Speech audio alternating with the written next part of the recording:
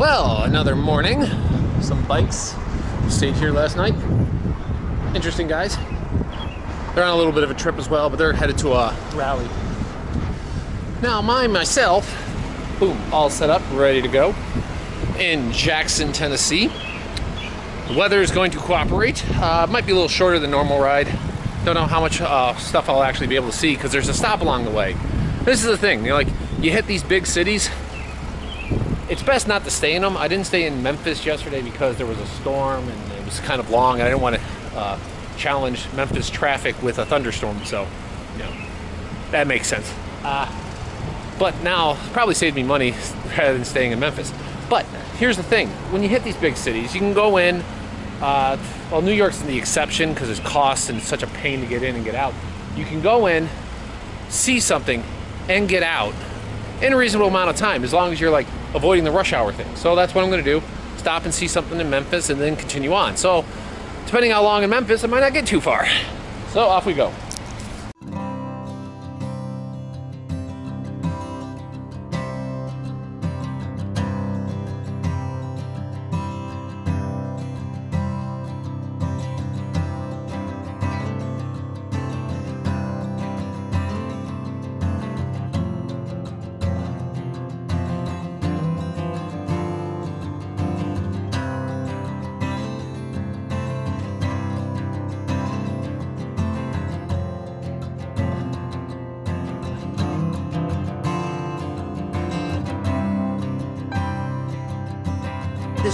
This trip we're leaving from Jackson, Tennessee. Now, Jackson, Tennessee obviously is a little east of Memphis, and that's where I was headed. And the beauty thing is this in the south, and it's more of the urban areas are surrounded by nature, so it only takes 5-10 minutes before you go from strip malls and city landscape into boom country. Now, Tennessee is pretty well forested. A lot of hunting that can be done here. Also, there are some swamps in the area. So as you're going across, you see just really defined, woods, deep woods, and even there's some houses back there. There's plenty of residential in these areas. It's just kind of how the South kind of works. They're deeply kind of rooted in nature.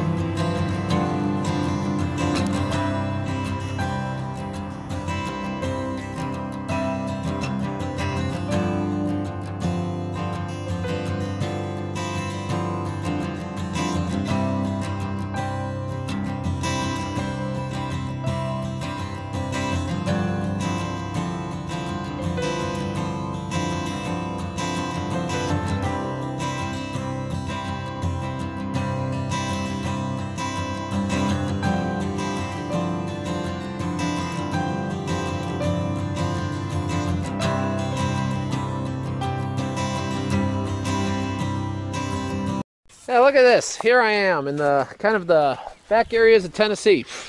Right there. Nice little swamp area. Now, one of the delusions that are out there is that Tennessee, well, there's a lot of backcountry in Tennessee. Yes, this is Bible thumper land, but they're not too bad. As long as you're, polite. They're not too bad. Just say, hey, I'll read it, I'll look into it. Private club, no fishing. So, this is obviously private land for whatever they want to do with it. Maybe they want to do fan boat, or maybe they want fishing just for themselves. And the South is actually kind of interesting because the South, the nature in the South is completely different than what it's like in the Northeast. In the Northeast, it's kind of nature is pre-described. You have to go, if you want to go to nature, you have to drive to it. In the South, it's different. The urban areas are pre-described. And if you want to go to nature, you just go 5 minutes out of the city. And you're in places like this. And I get to ride by this. I just love how the terrain changes.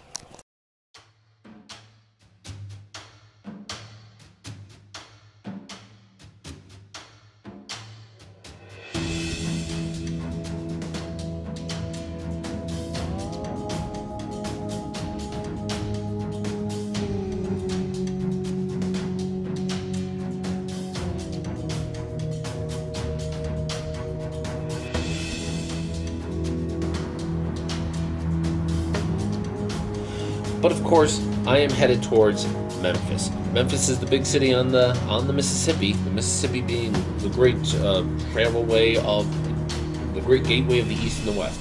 There was something always saying, like, once you crossed the Mississippi, you felt like you were actually out west. Now, in reality, the Mississippi River doesn't exactly divide the country, like, evenly in two, but it's kind of been that symbol. In Memphis itself, when you get in there, obviously it's a big metropolis. The city itself sprawls out, and there's many, many suburbs to it. So it takes a while in order to get in, and you have to kind of, like, fight your way in, but it's actually a very clean, very decent city. I'm not going to make any apologies. Yeah, there are some rough areas of Memphis, and those are easily avoidable. But Memphis actually does have a lot of history, and it has a nice little walking people area.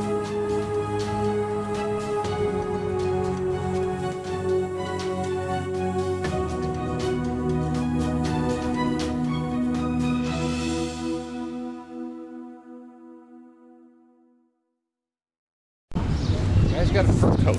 The guy has got a fur coat, for God's sake. We've owned it for 3 years. I like it so much that we've owned it for the past. That is Beagle Street. It's kind of like a walking zone in the middle of downtown Memphis. So this is Beale Street. Beale Street is actually famous because it was the spot where a lot of jazz and all the music scene of Memphis would take off from. It'd be known as the world famous Irish bar. Really? They're all world famous, it seems. Pork with an attitude.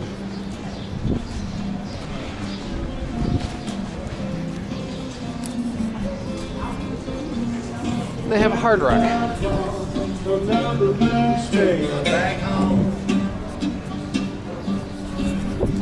Back in the days, these were like jazz clubs, blues clubs, country clubs.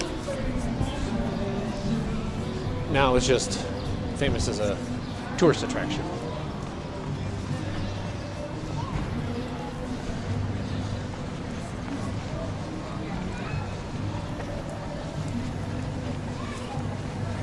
General store.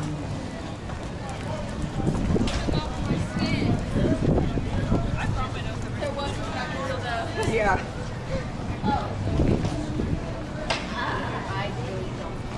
Lucky Mojos.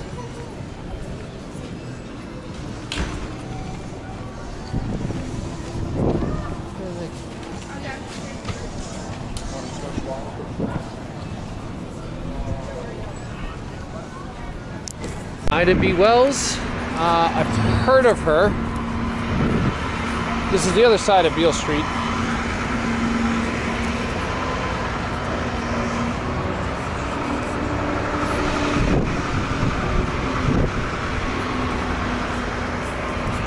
Obviously it's dead because it's like noon. This is kind of more of a nightlife scene where it probably gets absolutely packed. So there's no real reason to keep going up there. Everything's closed. So, nice place to walk through. I mean, personally, I'm sure it's a great nightlife. It's all restaurants. I don't know. I'm up in the air whether or not I'll stay. Came into the B.B. King Barbecue Blues Club. Now, I don't know if B.B. King owns it, played here, or anything like that. Could have. But they did break me down to get ribs. They broke me. What can I say? I'm weak. They are good ribs. And I wasn't even hungry. Hey guys.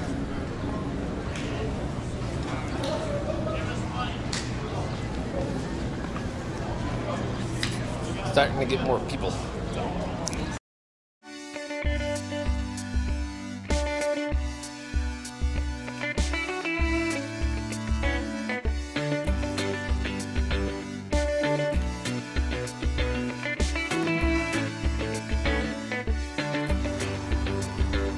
Now Memphis is a great city, and they did break me, and I did get the ribs because I just had to have some of that Memphis barbecue.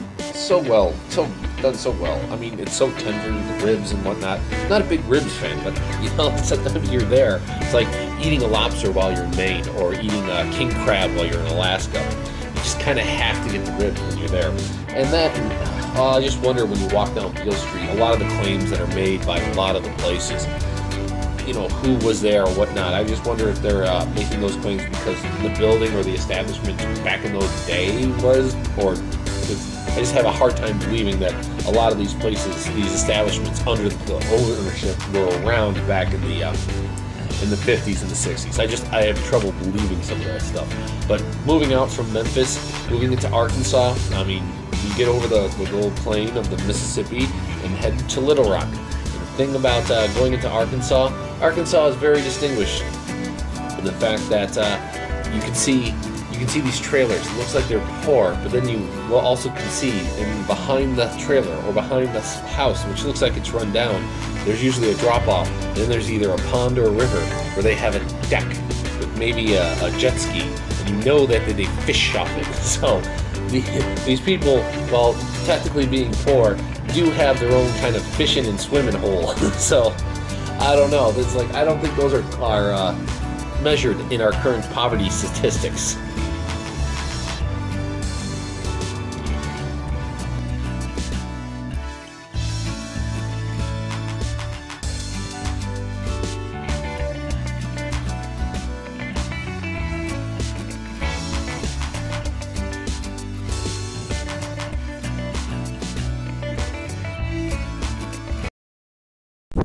You know, when I first was seeing all the water on the sides, I thought, I was thinking like, oh, maybe I'm just going through a swamp. Nope. They had apparently a very, very rainy spring. And it's just like, everything's like overflowing. The lakes, the rivers, streams, they're all overflowing. That's the cause. I know they had a lot of flooding in Nebraska.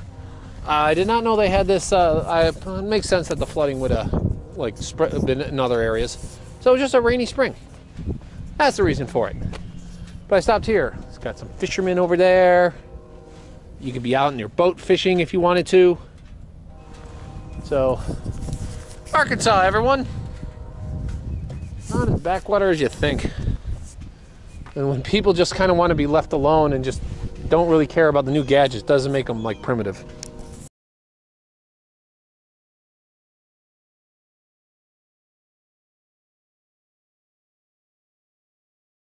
But it's a road to Little Rock, and it's a whole lot of fun. And I mean, if you can go from Memphis to Little Rock and enjoy a great day like today, you know, you're having a good day.